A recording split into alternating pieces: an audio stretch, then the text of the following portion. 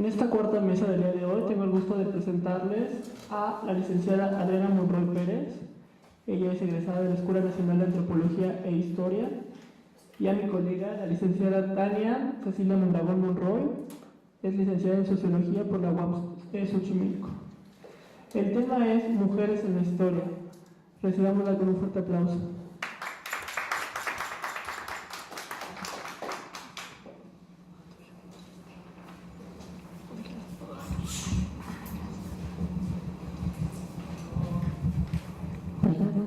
Pues buenas tardes a todos y a todas.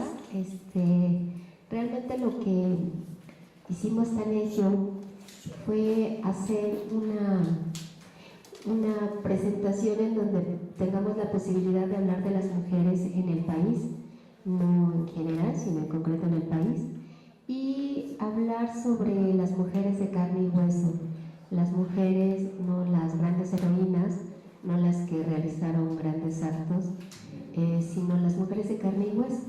Entonces, aunque una parte de la presentación sí va a hablar de esas mujeres notables que han pasado a la historia por su presencia en no solamente en las estampitas y en las ceremonias de las escuelas, sino que se va a profundizar en la parte del ser humano, quiénes son estas mujeres, qué es lo que hacen y cuál es la importancia de conocerlas en la historia. Me permite hacer una breve introducción de cómo es que se ha visto de manera tradicional a las mujeres. Creo que no tengo mucho que decirles en eso porque es casi parte del dominio público. El que las mujeres siempre en un contexto histórico estamos ubicadas en la excepcionalidad cuando aparecemos, cuando no, pues ni siquiera en esa parte nos presentan, ¿no?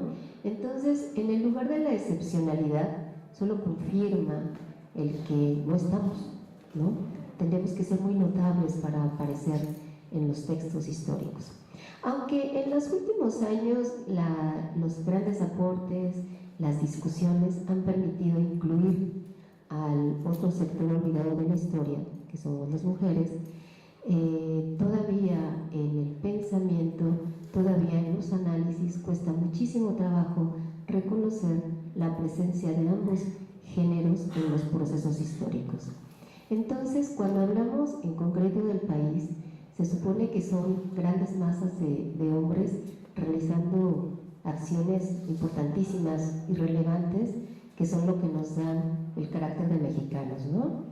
El que estamos en grandes movilizaciones, pensemos en la independencia, por ejemplo, en grandes movilizaciones, pensemos en la revolución. ¿Y dónde estábamos nosotras? ¿Qué hacíamos nosotras? ¿Dónde nos quedamos?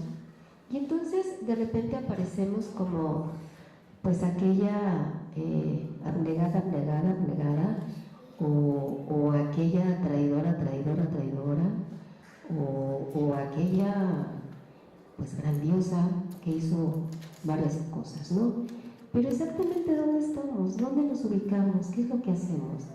Entonces, Tania justamente lo que nos va a hablar es de unos personajes interesantísimos en donde ella nos va a llevar y nos va a conducir a su parte humana, ¿no? Entonces nos vamos a dar cuenta de que pues hacían varias cosas igual que los hombres.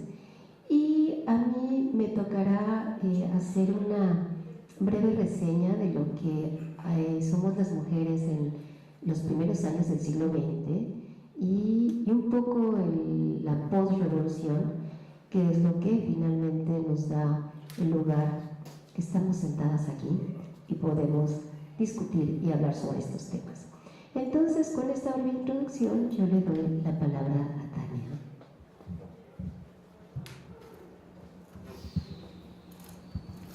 Gracias, buenas tardes. Bueno, a mí desde niña me ha gustado muchísimo la historia. Sería porque pues mi mamá me contaba la historia de una manera muy divertida y me empezó a atraer toda esa parte humana de los héroes, de las mujeres, de los hombres, que nosotros siempre vemos en un pedestal, pero que son hombres y mujeres como nosotros. Recuerdo que mi mamá, siempre que íbamos de vacaciones, para aprenderme, por ejemplo, las capitales, mi mamá llegábamos a un estado y nos cantaba la canción del estado, ¿no? Y así me aprendía yo las capitales. Llegábamos a algún lugar de vacaciones y mi mamá lo primero que decía, vamos a visitar el Museo de Sitio. Entonces, a mí eso me agradaba porque veía la otra parte de la historia y la vivía. Entonces, a pesar de que soy socióloga, siempre me ha gustado la historia. He dado clase de historia durante muchísimo tiempo y es algo, yo creo, que con lo que me voy a morir, con la historia. Me encanta saber de personajes que nosotros los vemos aquí arriba, pero de verdad la parte humana es muy diferente a la que nos pueden contar, ¿no? Me agradó, bueno, de mujeres puedo hablar muchísimo, pero me tardaría demasiado. Entonces, agarré dos personas, dos mujeres, que a mí me parecieron increíbles sus vidas. Una es Carlota y la otra es María Ignacia, que tiene como 20,000 nombres, la pobre mujer, para conocerla o para que pase la historia como la Güera Rodríguez, ¿no? Y las dos tienen unas historias increíbles. Pero las dos forman parte de la historia política en México, muy importante porque son dos personas que tuvieron papeles muy fuertes, pero pasaron a la historia como Carlota la Loca y como la Güera Rodríguez, la prostituta, ¿no? Pero ¿qué hay detrás de cada una de estas mujeres? Que es lo importante y es lo esencial en esta plática, porque pues conferencia así como que me suena muy formal, más bien es una plática, porque bueno, a mí me gustaba la historia de estas dos mujeres porque pasan a la historia así, de mal, una loca y la otra prostituta, ¿no? Entonces vamos a ver de qué se trata cada una de ellas, ¿no?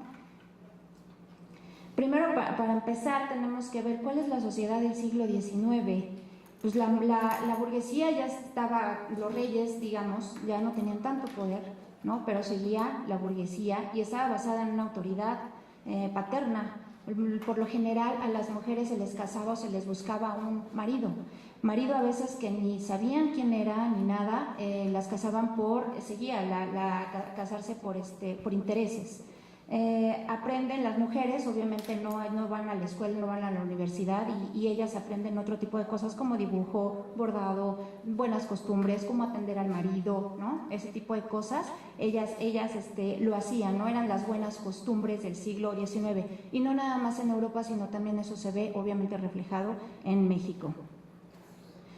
Empezamos con Carlota, ¿no? Tiene varios nombres: Marie, Charlotte, Amélie, Agustín, Victorie, Clementine, Leopoldine, de Saxe, Cabrú, Gotha. Carlota, para los cuates, ¿no? Para los cuates. Bueno, ay, amigos, si me ayudas tantito. Gracias. Carlota, ¿quién fue Carlota? Fue la tercera hija o la más chica de su familia. A los 10 años queda huérfana y se dice por ahí que a partir de ahí empezó a tener un carácter muy fuerte por haber perdido a su madre a los 10 años. Ella tiene 2 hermanos más grandes. Su papá, pues obviamente, la educación que le da a su papá, pues es para ser de la realeza. Nunca va a ser emperatriz, lo logró aquí, pero no tenía la línea directa para poder ser emperatriz. Entonces, ella estaba educada para ser alguien importante. Finalmente la iban a casar con alguien importante, ¿no? Y su papá la iba perfilando precisamente para eso. Desciende de una monarquía francesa pues, en decadencia, pero una alemana que su papá obviamente lo está poniendo en alto. Conoce a este guapo hombre alto, rubio, de barba, ojos azules, Maximiliano. Lo conoce en 1856, ella tenía 16 años, él tenía 24, y los dos sentían atracción mutua uno por el otro, pero ¿qué pasa?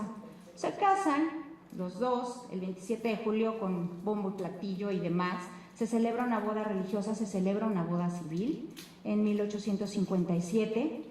Y desde ahí empieza la historia, o la verdadera historia de Carlota. Entre Carlota y Maximiliano se respiraba una relación entre amor y desamor. Él había tenido un amigo desde la infancia, desde a los 8 años, con el que conoció el amor realmente. Bombelés, Carlos Bombelés, lo conoció a los 8 años y con él disfrutaba de andarse besuqueando por los cuartos, habitaciones, salones del palacio. Y cuando se casa con Carlota y se van de luna de miel, se lo lleva. La pareja, bueno, después de la luna de miel pasa algo terrible en su luna de miel. Como se lleva a Carlos Bombelés, compran 4 esclavos negros y hacen, bueno, de las suyas, disfrutan lo que es el amor, realmente ellos. Se entera Carlota y es algo que no le va a perdonar, pero además de eso, a mí me encantó esa parte, que la pareja de Bombelés y Maximiliano se van 2 semanas a Brasil a disfrutar, a seguir disfrutando de toda su vida, del amor y demás, y celebrar el matrimonio que tiene con Carlota, y dejan a Carlota en la isla. Cuando regresa, obvio, nada va a ser igual, nada. Carlota lo desprecia, por eso se dice que tenían un amor y desamor, y bueno, y no trata a Carlota de perdonarlo, pero con un objetivo. Ella quería ser madre. Entonces, de vez en vez compartían el lecho matrimonial, pero no por amor, sino porque ella tenía un objetivo, ¿no? Y el objetivo era ser mamá. Cuando llegan a México, pues es otro golpe fuerte para Carlota, porque se sigue trayendo a su amante, a Carlos Bombelés, y no fue aquí la excepción, no nada más con Carlos, sino también con la India Bonita, Concepción Sedano, mejor conocida como la India Bonita. ¿Quién era esta mujer? ¿Por qué lo encantó a Maximiliano? Pues muy fácil, era una mujer indígena, bonita, chiquita, porque era muy jovencita, era la hija de del jardinero responsable de los jardines de la Casa Borda, y Maximiliano pasaba ahí sus días, semanas, ¿no?, al lado de Carlos y al lado ahora de la India Bonita. Pero ¿qué hacía Carlota mientras él se la pasaba en Cuernavaca? Pues a Carlota su papá le preocupaba mucho y le manda a un general, a este señor que está aquí, Alfred Vanders. A este señor se lo manda, es hasta más joven que ella y se ve ya bastante grande, ¿no? Feo, pero es más joven que Carlota, y pues él le sirve como paño de lágrimas constantemente, mientras Maximiliano disfruta de los desayunos tan ricos que le preparaba la India Bonita, pues ella ahogaba sus penas con este señor, Alfred. Dicen que un día, entre esas que explotó Carlota, andaban en el lago de Chalco. Él llevó una canasta con algunos bocadillos y una botella de vino, y Carlota no pudo más. Se puso a llorar en su hombro y él pues no pudo hacer otra cosa más que consolarla. Estaba haciendo muy bien el papel que le estaba pidiendo el papá de Carlota, no despegarse ni un momento de ella. Y finalmente tiene un encuentro sexual increíble, que ella es donde vuelve a renacer como mujer, porque bueno, cuentan que cuando le está quitando el corpiño, ella ya no sabe qué hacer con el pantalón, todas las medallas que tiene este señor se las arrancan, y bueno, tiene un encuentro sexual bastante agradable, y de ahí le siguen varios. ¿Qué iba a pasar después? Obvio, iba a quedar embarazada Carlota de este señor. ¿Pero qué estaba pasando en México? No, pues ya Maximiliano ya andaba dando las últimas. Aquí estuvieron 5 años, y esos 5 años para Carlota fue bastante difícil porque perdió el amor de Maximiliano, ya lo había perdido desde antes, pero ella pensaba que aquí iba a lograrlo tener otra vez, y la verdad es de que no fue así. Ella ya sabía que estaba más que hundido el imperio mexicano, que alguna vez le habían prometido tener un imperio, y la verdad estaba completamente perdido. Y le dice a Maximiliano que bueno, pues está embarazada.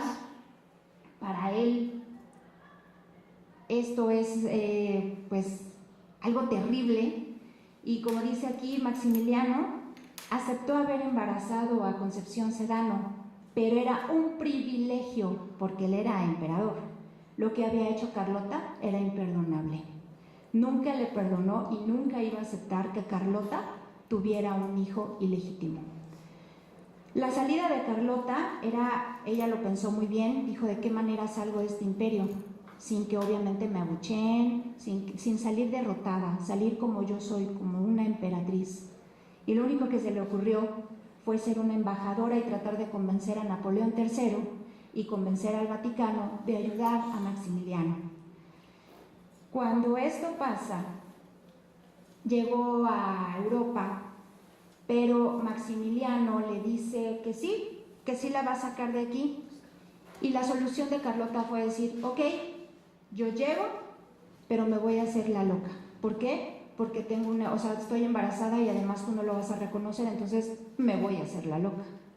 Cuando ella llega, su hermano la ve medio extraña, rara, preocupada por su salud, pues la manda nuevamente al castillo de Miramar, donde ella vivía, y Carlota acusaba a Napoleón y le gritaba: traidor, traidor, asesino.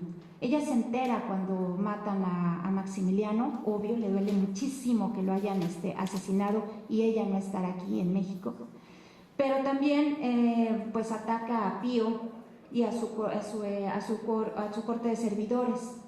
Algo importante y hay que resaltar aquí es: ¿en realidad estaba loca Carlota o solo quería salvar su dignidad, su reputación y su embarazo? Solo ella podría contarnos por qué en la cocina del Vaticano gritó que la iban a envenenar y metió el brazo en la olla en la que estaban cocinando. Y es la única mujer a la que le permiten dormir en la biblioteca del Vaticano. Nos podemos quedar con esa incógnita si de verdad estaba loca, porque los últimos días de Carlota se la pasaba contando sus monedas una a una. Murió ya anciana, murió grande, se enteró, digamos, que había tenido un hijo que los familiares de ella, sus hermanos, cuidaron y protegieron. Pero Carlota se quedó en la torre del castillo de Miramar para toda la vida. Esa es la incógnita de si ella de verdad estaba loca. Yo digo que no, porque para contar pues las monedas pues uno debe estar bastante cuerda, ¿no? Entonces pues ella nos lo deja así en la historia de Carlota la Loca, su desenlace triste. Se quedó sin Alfred, se quedó sin Maximiliano y tuvo una vida amorosa bastante trágica, diría yo, ¿no? Pasamos ahora con la inigualable. Yo le puse la inigualable Güera Rodríguez porque creo que no va a haber otra mujer como ella, así de casi perfecta, guapa. No era muy alta, era de estatura mediana, y también, como pueden ver ahí, también tenía muchos nombres: María, Ignacia, Javiera, Rafaela, Agustina, Feliciana, Rodríguez, de Velasco, Osorio, Barba, Jiménez, Bello, de Pereira, Fernández, de Córdoba, Sala, Solano y Garfias. Ese es el nombre completo de la Güera Rodríguez. Encontré la descendencia de esta mujer. Los que están arriba son sus padres. Son sus padres los que están aquí. Bueno, ella está aquí, sus hijos. Tuvo 4, acá están abajo. Tuvo 4, ay, no se ve muy bien. Pero tuvo 4 hijos. Una de ellas tuvo una hija que se convirtió en monja, que fue la que la absolvió de todos sus pecados cuando ya ella iba a morir. Pero curiosamente, esta hija o la nieta de la Güera Rodríguez engañó a su madre con Iturbide. Eso no se la sabían, ¿verdad? Bueno, aquí no hay muchas imágenes de las personas con las que tuvo relaciones relaciones sociales esta María Ignacia. Pero antes de esto vamos a decir que, bueno, nació un 20 de noviembre de 1778, vivió en la calle que hoy ocupa la calle Madero, en el centro histórico. Fue hija del matrimonio entre Antonio Rodríguez Velasco y María Ignacia Osorio Barba y Bello Pereira. Tuvo una hermana llamada María Josefa Rodríguez de Velasco. Ellas eran hijas del corregidor de la ciudad, tenía dinero, obviamente, tenía poder también, y fue formada en cuerpo y alma por su papá, por su mamá. Tenían una educación diferente a la que tenían todos los demás, todas las sociedades de México, y murió en los primeros años del México, no, perdón, eso no. Bueno, su primer esposo, esto está muy padre, lo conoció a los 16 años. Acompañaba un día a su hermana entre todas las tardes y pasaron por el cuartel de granaderos, que se distinguía en ese momento por tener entre sus filas a hombres jóvenes, ricos y de buenas familias. Y así de buenas a primeras, la güera se vio casada con José Jerónimo López de Peralta del Villar Villamil en 1794, 16 años. Su vida marital con él no fue de lo mejor. De hecho, fue acusada por él por infidelidad y por tener varios amantes, pero desgraciadamente José murió antes de que se decidiera nulo su matrimonio. Entre ellos se dice que estaba Simón Bolívar. Simón Bolívar, en aquel entonces, cuando conoció a la güera Rodríguez, él tenía 16 años, ella ya tenía 20. Pasó días inolvidables con él, con el pequeño caraqueñito, a que así le decían, quien nunca olvidó a su güera. Se dice que también anduvo con el investigador Alexander von Humboldt, pero he aquí que nada más es mero chisme, porque él era sodomita. Así es de que pues no tuvieron nada que ver, ¿no? Pero con el que tuvo un gran amor fue con este señor José Mariano Bernstein. Era el canónigo de la Catedral de la Ciudad de México. ¿Cómo entró él a su vida? Bien fácil. Ella tenía una biblioteca muy bonita en su casa y era compadre de su esposo. Le pide permiso este canónigo para entrar a su casa y empezar a leer algunos libros que ellos tenían. Como pasaba su esposo algunos días en Querétaro, él aprovechaba esos días de soledad de la güera para ir a estudiar. Y poco a poco se dio cuenta que esta mujer, pues obviamente le interesaba también la educación, la cultura, los idiomas, y él le daba a leer, mañana lo comentamos, y poquito a poquito se fue metiendo entre las faldas, ya no sé si del canónigo o de la güera, pero entre los dos hubo un amor inmenso. No se dieron cuenta su marido, pues como con el canónigo, pues, ni al caso, ¿no? Anduvo también con el doctor Mariano Seret, tampoco no hay imagen, y se decía que tenía varias amantes este hombre. Lo que a María, obvio, eso no le importaba, pero ella le cerró la puerta de su corazón y le exigió ahora sí al canónigo de la Catedral de Guadalajara. Tuvo un amor con él, quien le gustaba aprender de los asuntos de sus doncellas. Este era bastante listo, el de Guadalajara. ¿Qué hacía? Le decía a sus doncellas, ven, yo te voy a absolver, pero acá en la sacristía, para que estemos más cerquita de Dios. Y entonces, sí, de verdad, y entonces se las llevaba a la sacristía y ahí, enfrente de la imagen de Jesucristo, pues él las absolvía de todo pecado, ¿no? Y esto, pues no nada más lo hizo con la güera, sino con todas las doncellas de Guadalajara.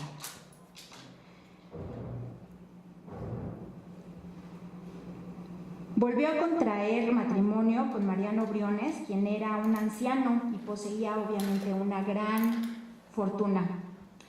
Fortuna que heredó María Ignacia unos meses después de la boda y quedar viuda y además embarazada. Esto escandalizó a medio mundo y no se hizo esperar que sus herederos anhelaban el dinero de su padre, y para demostrar que la hija que llevaba en su vientre sí era de este señor, pues los invitó al parto.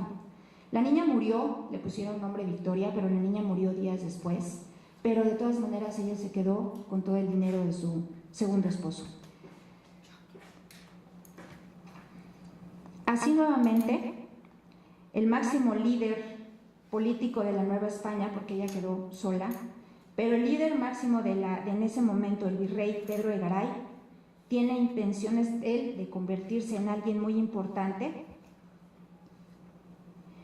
y pues obviamente tiene una relación directa con la güera. Incluso llegó a ser acusada, aquí pongo por eso a Miguel Hidalgo, llegó a ser acusada en la Inquisición el 22 de marzo de 1811, se le acusaba de estar relacionada con el revolucionario cura Hidalgo.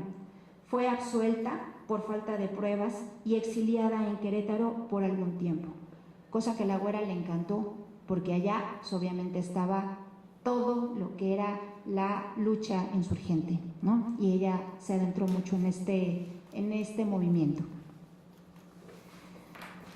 Otro de sus amantes ilustres por aquel tiempo fue Agustín Cosme Damián de Iturbide y Arumburú, 5 años más joven que ella, que la güera Rodríguez, y sobre él ejerció una gran influencia política. Ella fue la que con su inteligencia y acertados comentarios encaminó a Iturbide a ser más que un hacendado rico. Ella quería más para su gallardo amante. Fue el enlace entre el virrey de Apodaca e Iturbide. En la casa de Ignacia se discutió la posibilidad de que Agustín fuera comandante general del sur con el objetivo de atacar y aplastar a Guerrero. Jamás hubo un abrazo en Acatempan, porque se vieron camino a Teololapan y debido a que Guerrero padecía el mal del pinto, Iturbide se negó a darle la mano siquiera. Cuando llega a casa con la güera la estaba esperando en su lecho, desnuda, esperando qué había pasado con ese encuentro con Iturbide y Guerrero. Y ella burlonamente le dijo: ¿qué, güerito? ¿Sí le diste la mano o no? Le dice: pero para nada que se la di. Si ahora vas, te regresas y se la das, a ver si no se te caen los dedos. No hubo tal, pero a pesar de que Guerrero cayó en el engaño, pronto las conversaciones y representantes pudieron resultar, ¿no? Esto es muy padre. El día que te nombren emperador, quiero que coronemos nuestro amor. ¿Qué intenciones tenía María Ignacia con esto? Ella, obviamente, pues, si había marcado el paso y el caminito directo a que Iturbide fuera emperador, pues ella quería ser la segunda emperatriz de México. ¿Cómo lo iba a hacer si Iturbide estaba casado con Ana, una mujer completamente fiel a Iturbide, con hijos junto con él? E ideó un plan malévolo y diabólico. ¿Qué fue?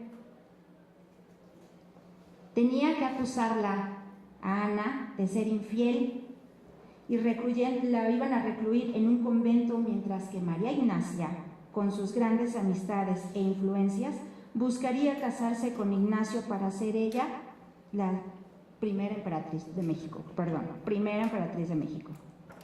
Pero la iglesia, ¿qué creen que le dijo? No se permite que un emperador esté divorciado. Y así sin más le dijeron a la güera: no, tendrás muchas influencias, te acostaste con muchos de nosotros, pero la respuesta es no. Así que Ana, con todo y el coraje que tenía la güera, Ana fue la emperatriz.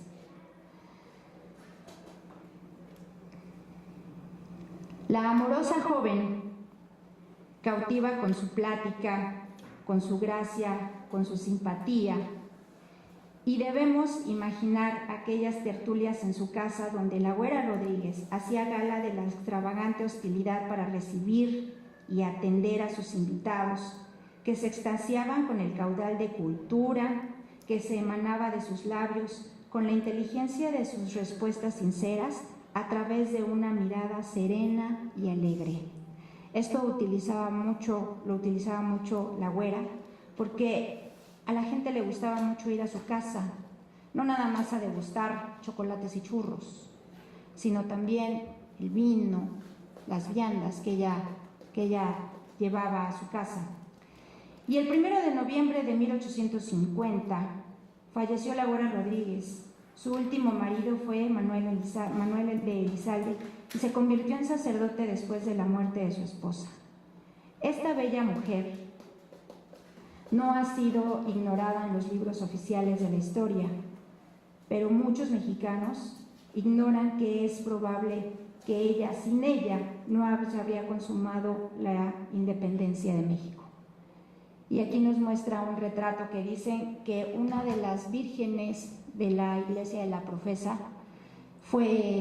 ella fue, digamos, como el modelo para esa virgen, ¿no? Me imagino que todavía está ahí la virgen, la imagen de esta mujer tan bonita, la Güera Rodríguez, que todo el mundo la recordaremos así, la Güera Rodríguez, pero yo digo que no era prostituta, sino ella utilizaba su imagen y su inteligencia también para sus fines, sus propósitos y sus objetivos. Muchas gracias.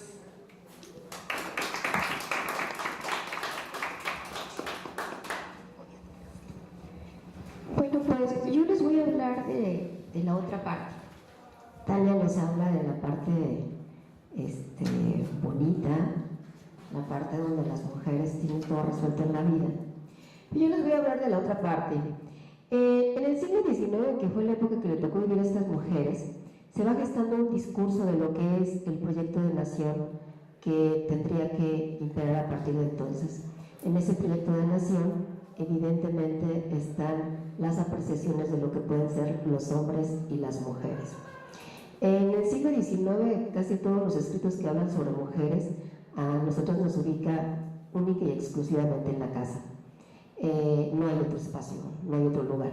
Sin embargo, en el siglo XIX empieza a haber como un pensamiento, sobre todo los liberales, donde las mujeres tendríamos la posibilidad de ingresar a la educación.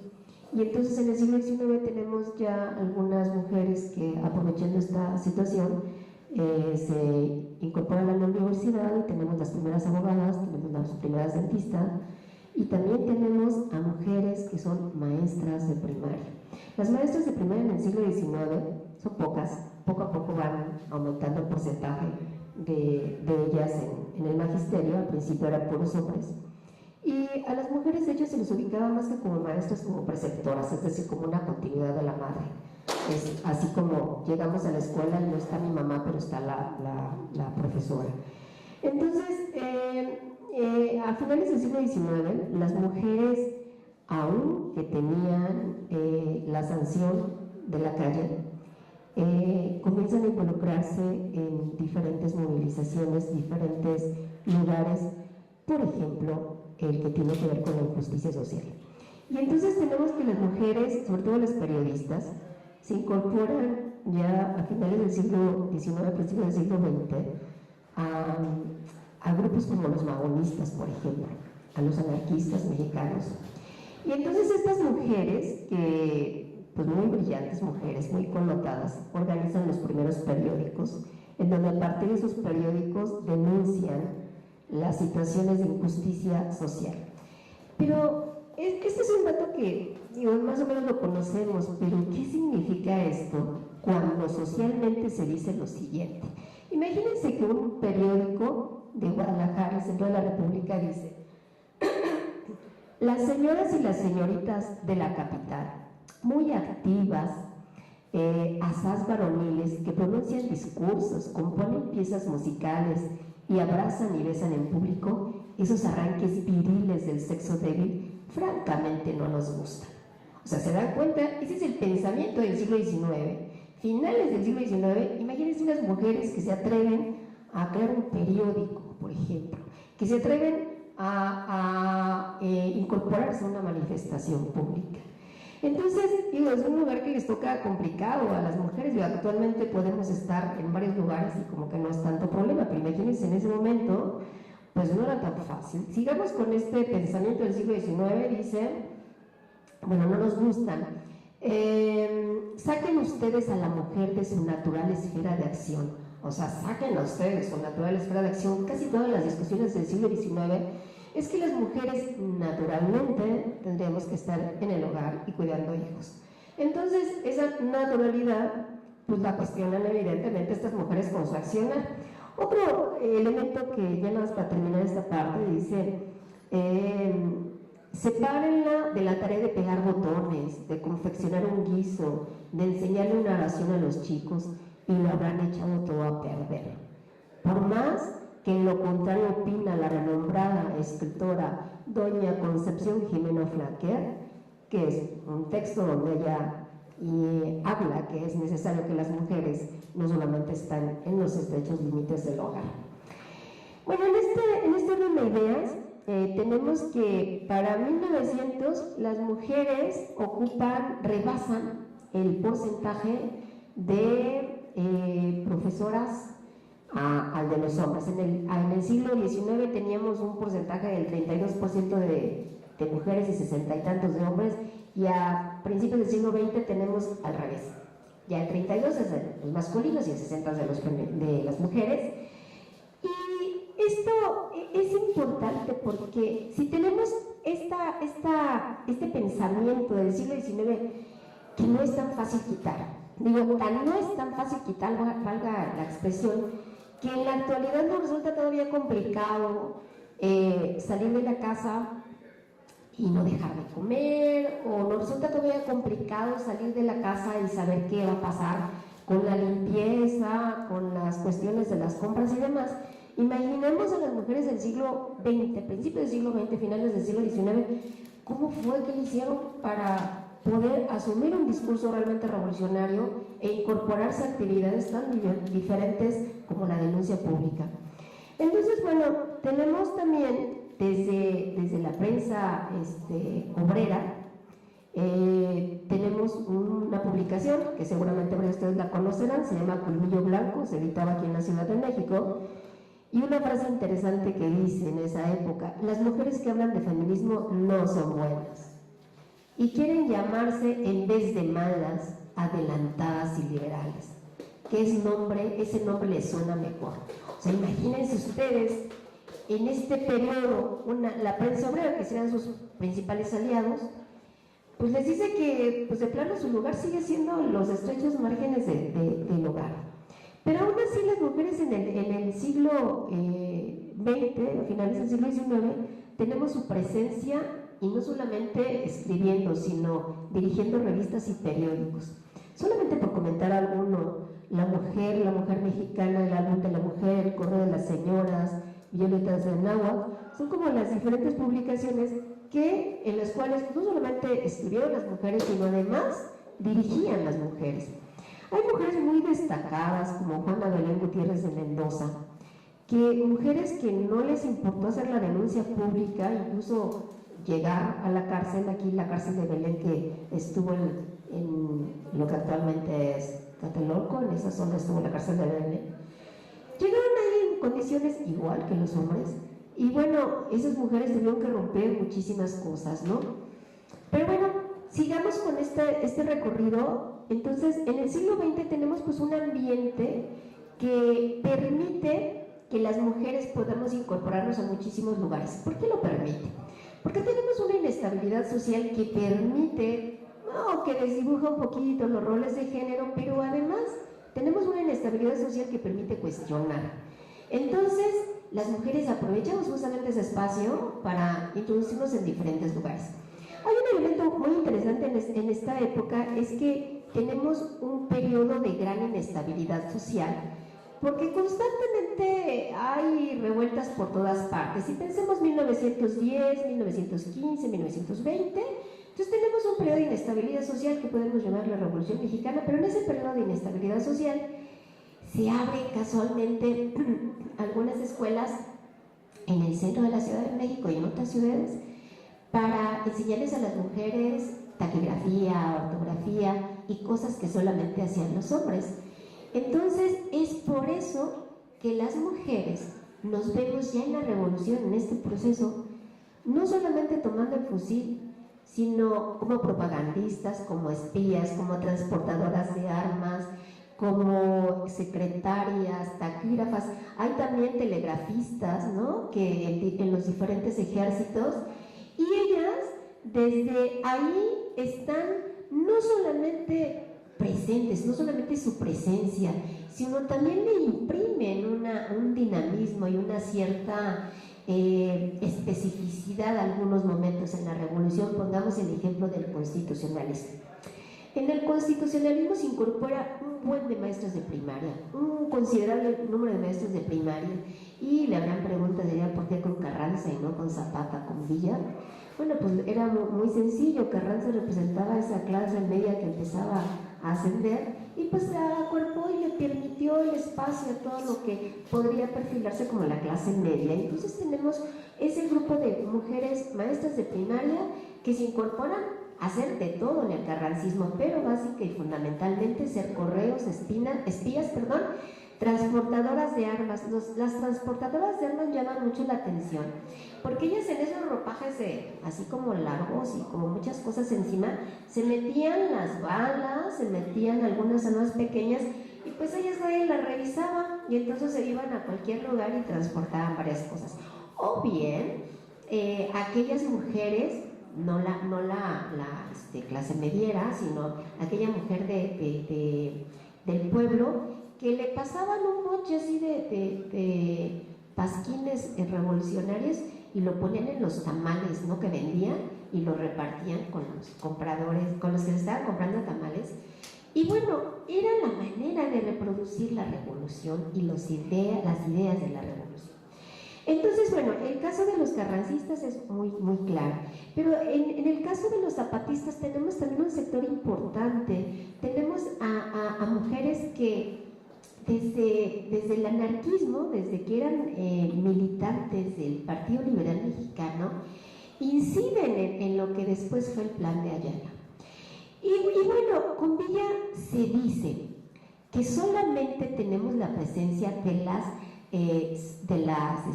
soldaderas, y hay un testimonio de una entrevista que le hacen a un villista, y dice que las mujeres con Villa tenían mucho corazón y mucho valor. O sea, sigue el esquema de la mujer, o sea, aunque esté en la guerra, pues somos así como amorosas y esas cuestiones, ¿no? Cuando realmente las mujeres en la revolución fue una situación bien complicada. Hay un paraje de las mujeres zapatistas, ellas hablan unas mujeres que me tocó platicar con ellas en el estado de Morelos. Ellas dicen que era bien difícil, no era sencillo, porque tenían que estar acompañando a toda la tropa por todos lados, y si tenían hijos, cargar al hijo y procurar que no llorara si iba pasando una tropa de federales. Y entonces en algunos momentos tenían casi que asfixiar al hijo, porque tenían que taparle la boca para que el niño no llorara o no se notara que allá estaba un campamento de zapatistas. O bien que estaban pariendo y tenían que estar pariendo en el camino. Hay un militar de la Secretaría de la Defensa Nacional, que en una entrevista, él era veterano de la Revolución, en una entrevista dice: ay, yo no sé por qué las soldaderas eran así tan raras, parían en el camino, no le hacían como todas las mujeres que se esperaban para parir. O sea, la situación de las mujeres no era sencilla, era muy complicada, ¿no? Entonces, este sueño de que con las villistas eran así como que amorosas y con mucho valor, y bueno, este villista dice, eran espías en los campamentos federales, se hacían pasar como vendedoras y la tropa les decía Marías. Aquí me detengo un poquito. Este punto de las soldaderas pues viene del asunto de que a los soldados su salario era la soldada, y entonces de ahí pues la que venía con el soldado pues era la soldadera. Entonces siempre como el apéndice, ¿no? La parte, no la compañera, sino el apéndice del soldado. Entonces esto que queda pues en la memoria del mexicano, la delita, la soldadera, es una parte de lo que es la memoria histórica de los mexicanos, pero los datos que nos arrojan realmente la realidad son bastante interesantes. Nada más un detalle más y paso a otro tema porque ya se termina el tiempo. Me tocó estar en el Archivo Histórico de la Secretaría de la Defensa Nacional en la parte de veteranos de la Revolución, y vi un expediente de una zapatista, una mujer zapatista, que ella dice, le pide al Comité de Veteranos de la Revolución que ella sea beneficiada con esa condecoración, porque en la época de Cárdenas, me parece, esa condecoración se les da una pensión vitalicia. Entonces pues ella quería la pensión vitalicia, no tenía dinero. era una mujer muy pobre, y entonces lleva todo su arsenal de comprobantes de que fue zapatista, de que ella estuvo en tropas, pone partes de guerra donde sale su nombre que ella participó.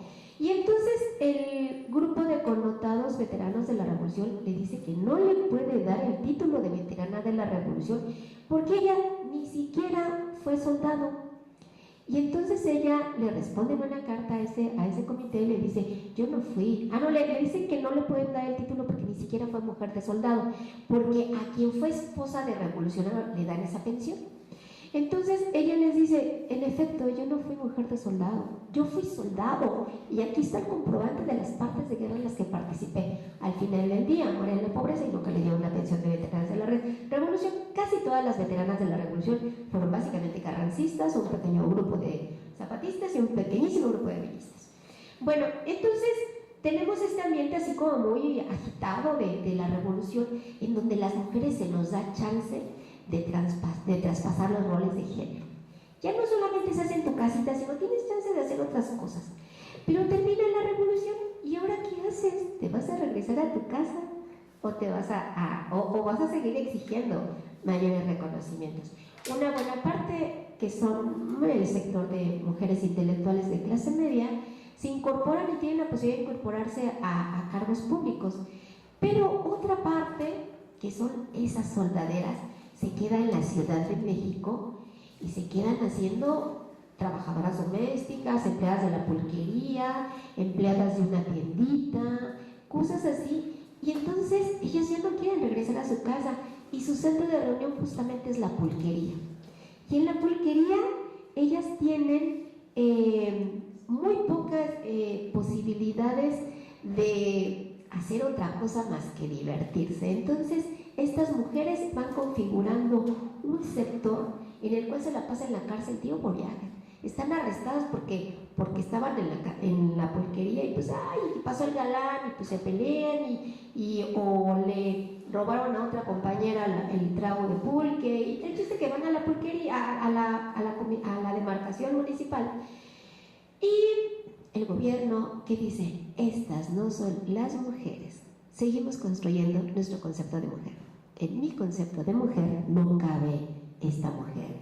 Mi concepto de mujer, que es el concepto que surge de la posrevolución, esa mujer que puede tener preparación académica, que su función ya no solamente está en la casa, sino puede estar en la educación, y también un pequeño espacio en el mundo de lo público. Eso permite que años más tarde tengamos la posibilidad del voto femenino y cuestiones así por el estilo. Pero un dato interesante es de que, les digo, siglo XIX estamos discutiendo qué es una mujer y qué va a ser una mujer mexicana. Siglo XX, estás participando en un movimiento, estás participando en todas estas revueltas, pero sigo construyendo mi concepto de mujer. Hay un antropólogo mexicano, de los primeros antropólogos que tuvimos, que se llama Manuel Gamio. Él hace toda una disertación de lo que somos las mujeres y nos dice que somos tres tipos de mujeres. Que somos una mujer como la borrachita que les platiqué, la otra mujer, la estudiada, pero no tanto. Esa es la que nos gustaría. Y otra que se dedica a las cuestiones frívolas y cosas así, que esa tampoco nos interesa. Nos interesa esa del término medio. Y entonces se tuvo un discurso por ahí de principios de siglo, así como que bastante complejo, donde dice, esta mujer es la que va a construir el hogar mexicano, es el ideal de mujer. Y no crean que ese ideal no se sigue consolidando después de 1917, 1920, 1930, porque tenemos que las primeras discusiones para que las mujeres tengamos voto es de que, ¿sabes qué? No pueden votar ustedes porque ustedes le tienen que pedir permiso al marido para votar, por eso no te quiero dar el voto, no eres ciudadana. O, ¿sabes qué? No puedes votar porque tu masa cerebral es pequeñita. No puedes votar porque eres influenciable. No puedes votar, mil situaciones. Entonces, esto nos lleva así como que de la manita a una frase que decía Simone de Beauvoir: las mujeres no nacemos, las mujeres nos hacemos. Entonces, mujeres y hombres somos una construcción social, cultural e histórica. La construcción social de las mujeres en el siglo XIX tenía las características que les mencioné al principio. Las mujeres de principios del siglo XX tienen las características que les mencioné al principio, pero un poco ya más matizada con lo que les decía Manuel Gabe. Sin embargo, 1930 y hasta que alcanzamos el voto, el concepto de mujer no cambia mucho, de tal suerte que en la época de los 50 tenemos a gobernadores en la Ciudad de México que hacen cruzadas morales más bien, se llaman cruzadas morales, y cierran centros culturales, cierran teatros porque no son morales y no permiten la reproducción efectiva de la sociedad. Entonces digo, esto nos lleva a otra afirmación importante dentro de la teoría de las mujeres, es de que no solamente las mujeres no nacemos, sino nos hacemos, bueno, más bien nos construimos cultural y socialmente, sino también la parte del pensamiento. La parte del pensamiento social es lo que tarda más años en cambiar, tarda siglos. Y por eso seguimos diciendo que a la historia pasamos como putas, como locas o como las grandes heroínas. Y no somos ni una, ni otra, ni otra, ni otra, somos seres humanos. Entonces, una manera de entender la historia es ubicar a los sujetos en el lugar que realmente están ocupando. ¿Qué es cuando hablamos de realmente qué es lo que están haciendo? Pues ver justamente los contextos culturales y el lugar que están ocupando en cada momento. Eso es importante. Desde una concepción histórica, retomando la antropología, es importante saber que los seres humanos no solamente somos construcciones sociales, históricas y culturales, sino también en cada momento se van construyendo los discursos que permiten saber quién es un hombre y quién es una mujer. Y estos discursos generalmente están a favor de un grupo hegemónico. Bueno, sería todo. Muchas gracias.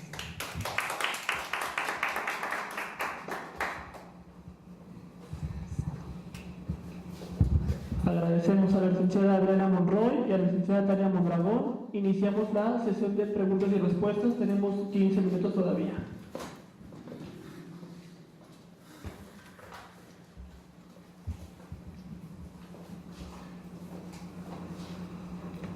¿Nadie?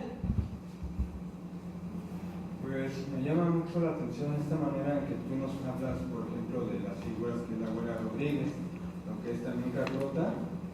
Este aspecto que muchas veces en la propia historia mexicana pues no se retoma, ¿no? O sea, prácticamente Carlota pasa como la loca enamorada, no se ve todo este contexto que viene atrás, no se refiere, por ejemplo, voy a retomar un autor que no es de mi agrado, pero que es Enrique Krause, que a veces es muy puntual en algunas cosas, que mientras Maximiliano pensaba, bueno, se dice el Imperio Mexicano, que mientras Maximiliano pensaba en el México, Carlota tenía esta visión más del imperio, ¿no? Sí. Y que muchas de estas políticas que ella misma plantea, porque el propio Maximiliano se la pasaba mucho tiempo en Cuernavaca con sus amantes, y los que tú has mencionado, la propia Carlota se empapaba justamente de cuáles eran los problemas, las problemáticas de la propia Ciudad de México, como hasta del propio país. Sí. Hay inclusive cuestiones políticas posteriores, válgame un PRI, que hasta en cierta manera retoman temas que abordaron Maximiliano y Carlota, como el paternalismo, esta cuestión, ¿no?, de ganar, y que el propio Vasconcelos hace una observación muy importante, ¿no? Si nosotros como mexicanos viéramos cuál fue el papel en particular de Carlota y Maximiliano, hasta una parte de nosotros estaríamos agradecidos de ellos, sí, hasta cierto punto. También la figura de Vasconcelos a su vez también es cuestionable, ¿no?, polémica, vamos. Sí. Igual la figura de la güera Rodríguez, tú lo comentabas que en el convento de la Profesa posiblemente una de las vírgenes tenga esta imagen de la, desde el punto de vista de lo que es José Antonio Crespo y un autor que sale, los conspiradores, no me acuerdo ahorita el nombre, pero también es cuestionable. ¿Quién es cuestionable en la historia, no?, o quien la construye? Pero retoman esta cuestión de que es en la Confesa que también se empieza a elaborar lo que es el plan de independencia de México como tal. El propio José Antonio Crespo lo refiere así: mientras que la conquista lo hicieron los indígenas, la independencia lo hicieron los españoles. Aquí, bueno, sería entrar mucho en la historia, pero también entra lo que es la Constitución de Cádiz en España, Sí. que no convenía al clérigo de aquí de México. ¿Y qué es lo que van planteando? Pues una independencia de España. Me parece fascinante todas estas cuestiones que toman justamente el papel de la mujer en la historia. Y como ustedes también lo comentan, esa figura a lo mejor que se ve o como la puta o como la gran heroína, pero que sin embargo están atravesadas como tales, como seres humanos, con sus fallos, con sus visiones, con, dice Fanon de él mismo, soy un hombre que irreductiblemente pertenezco a mi época. Lo mismo ocurre con las mujeres, ¿no? En estos casos. A su vez, como tú no lo refieres, en la revolución ya empieza a haber esta apertura de estas mujeres que se encaminan ya no nada más en la casa, ¿no? Inclusive durante el porfiriato ya empiezan a haber mujeres para maestro. Hay el primer caso de una mujer que quiere estudiar justamente medicina, que es Matilde Montoya, y va a pedirle directamente permiso a Porfirio Díaz, pues quiero estudiar medicina, y ya es el propio Porfirio Díaz que lo permite, ¿no? Pero ya es también en el contexto de la historia de México que permite esa apertura, que ya empieza a haber esa apertura. Bueno, nada más quiero decir. Bueno, sí, de hecho, Carlota, tienes mucha razón. Carlota, cuando llegó aquí a México, ella en el viaje que hace de Europa para acá, pues no sabe ni siquiera a qué país va a llegar, ¿no? Ella empieza a estudiar la cultura de México en general y se da cuenta de que, bueno, es una sociedad completamente pobre y ajena a ella. Cuando ella llega, el primer contacto que tiene con los mexicanos pues no es muy agradable, porque se queda completamente con la boca abierta. Ella esperaba un recibimiento increíble, y cuál es su sorpresa, que solamente hay un pequeño grupo de conservadores que va a recibir a los nuevos emperadores, pero porque aquí había una epidemia, bueno, en Veracruz había una epidemia terrible de cólera y toda la gente estaba recluida obviamente en su casa. Pero días antes de la llegada de los emperadores, en la Ciudad de México habían puesto por todos lados del centro, por las calles, fotos, banderines de los nuevos emperadores, para que la gente conociera quién era su nuevo emperador y su nueva emperatriz. Cuando llegan aquí a la Ciudad de México, pues el recibimiento es completamente lo que ellos esperaban, es súper grande. Tienen como una semana entre fiestas, bailes, peleas de gallos, bueno, una cosa impresionante. Y Carlota es nombrada por Maximiliano como regente, para que su zona de confort de Maximiliano pues es para obviamente irse con todas sus amantes. Aquí en la Ciudad de México o en Cuernavaca, eso no importaba. Y Carlota, cuando la nombran regente, bueno, dice, bueno, ya tengo poder, ya poder bien, ya escrito. Entonces ella se dedica a ver qué puede hacer por la población más desvalida, que era obviamente toda, pero por los niños. Ella empieza a crear pequeños centros, o no me gusta decirles como hospicios, pero sí era más o menos así, darle un lugar a la población más afectada de huérfanos por la guerra, y ella se dedica precisamente a eso, a las labores sociales. En el caso de la güera, era una mujer muy inteligente, a pesar de que era muy bonita, y ella lo sabía, ella sabía que era bonita desde niña. Todo lo que ella hacía y decía era obviamente certero, en el momento y en el lugar preciso, en el evento que ella estaba, obviamente las miradas eran para ella, y no nada más de lo bonita, sino que era una mujer que sabía de muchísimas cosas. Era una mujer que le gustaba leer, no a todas en ese tiempo les gustaba leer, se dedicaban nada más a gastar el dinero del papá o del marido, ¿no? Y como la licenciada nos dijo, pues obviamente se quedaban en su casa. Ella no, ella sí le gustaba leer, saber, y a todos lados donde iba siempre tenía tema de conversación. Era una mujer muy inteligente, para mí era una mujer muy inteligente, que tenía sus objetivos muy claros, y como ella una vez lo mencionó, yo nací para mandar, no para que me manden, y así lo tiene objetivado igual con Iturbide. Por eso ella hace y crea el camino para que Iturbide sea emperador.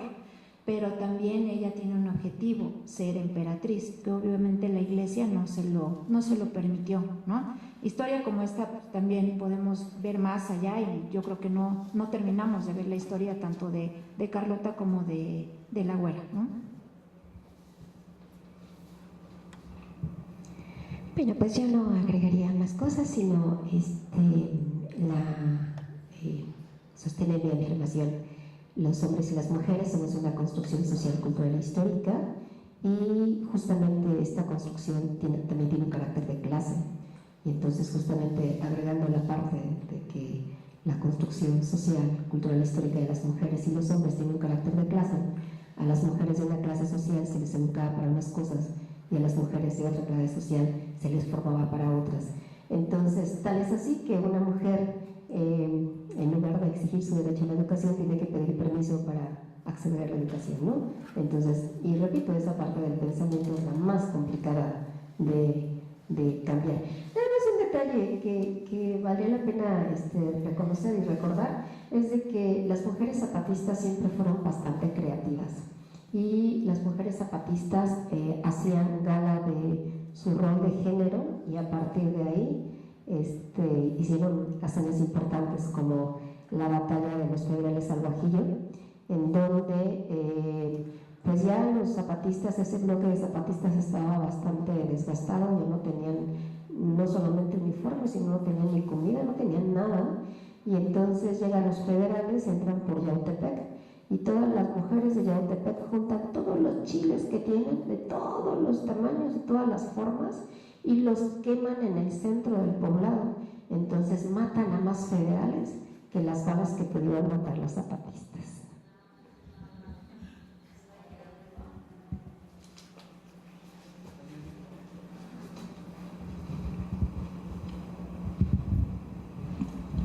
¿Alguien más? Bueno, se hablaba de lo del pensamiento, ¿no? Y también se hablaba de tres tipos de mujeres, ¿no? Y que eso era en el siglo XIX, ¿no? Siglo XX, y ahora en nuestro siglo XXI, ¿verdad? Como tarda tiempo, digo, estamos prácticamente igual, porque es lo que es un estándar, ¿no? del conocimiento.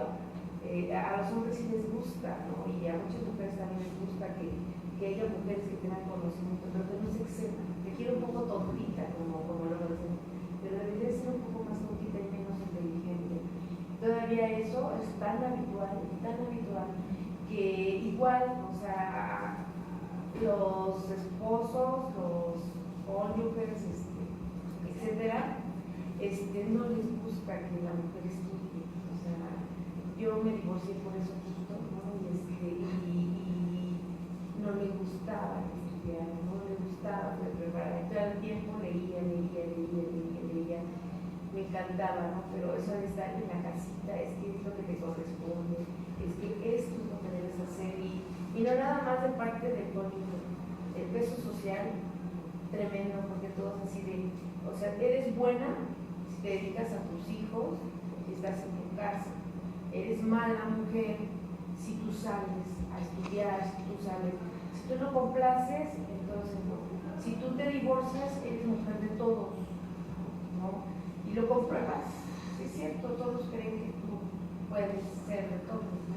Hasta que yo también me metí otro tipo de pensamiento, justo por eso lo quería compartir. Si soy de todos, mamá, no, soy del que yo quiera, ¿no? Y entonces empecé a modificar la manera de pensar. Años de construcción me ha costado, porque todo lo que son las bases, mis padres son de provincia, y entonces introyectando todas las costumbres y las tradiciones de provincia, eso es que me ha ayudado a compartirle a otras mujeres que sí se pueden hacer muchas cosas, sobre todo aprenderse a resignificar toda una vida, toda una construcción. Y sí tarda mucho el pensamiento, es lo más difícil, porque puedes escuchar al otro que te puede decir, es que tú deberías hacer esto, deberías estar acá, pero no te mueves justo porque eso que tienes proyectado, ese pensamiento que no se ha podido cambiar, ¿no? En 1925, las primeras mujeres que empezaron a conducir, no conducían justo, no porque no quisieran, sabían, pero no lo nos quieren dar licencia, otras pedagogas no podían ejercer porque se desconfiaba de la reputación de una mujer, como una mujer lo va a hacer. Y entonces hoy en día estamos prácticamente igual, entonces hay que cambiar el pensamiento y hay que seguir construyendo, ¿no? Eso solamente es que... Pues muchas gracias y tu comentario es bastante interesante porque una de las hipótesis que tengo en la actualidad es de que es cierto, las mujeres no solamente tenemos esa gran carga de la sociedad encima, del deber ser, sino eso se traduce en varios aspectos de nuestra existencia. En el programa de Hoy No Circula manifiesta que en los últimos años a quien más detienen es a las mujeres.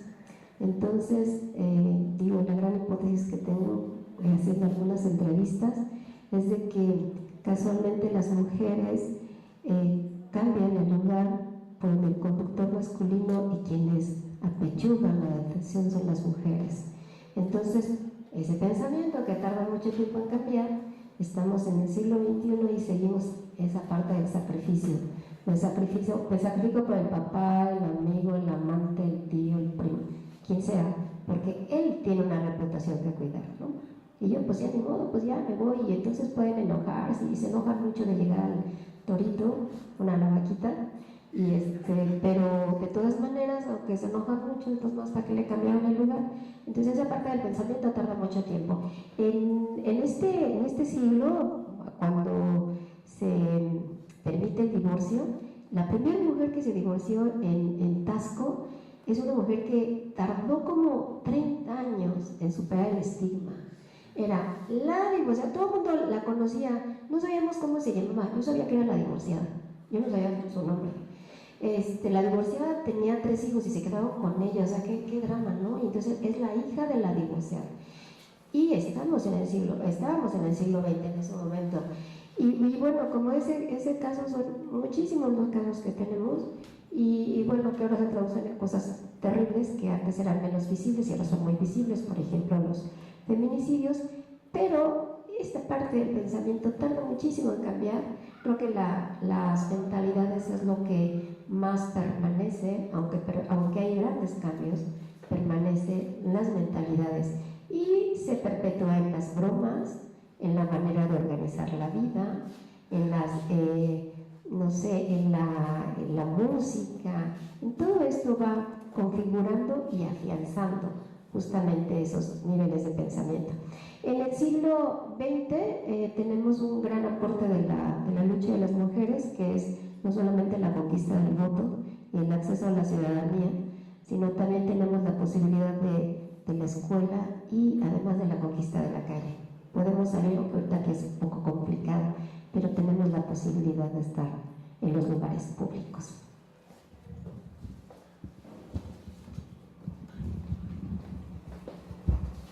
Bien importante reconocer a las mujeres el día del 8 de marzo como una construcción histórica y el poder tener en estos momentos el privilegio de poder hablar directamente de mujeres, de todo lo que se ha construido en política pública, en cuestiones de feminicidio, lo que estuvimos analizando el día pasado. Es bien importante tomar en cuenta todo esto para reflexionar en torno al papel de la mujer hoy en día. Por último, cerramos con una frase que dice: la igualdad de las mujeres debe ser un componente central en cualquier intento para resolver los problemas sociales, económicos y políticos. Kofi Annan, exsecretario general de la ONU. Muchas gracias.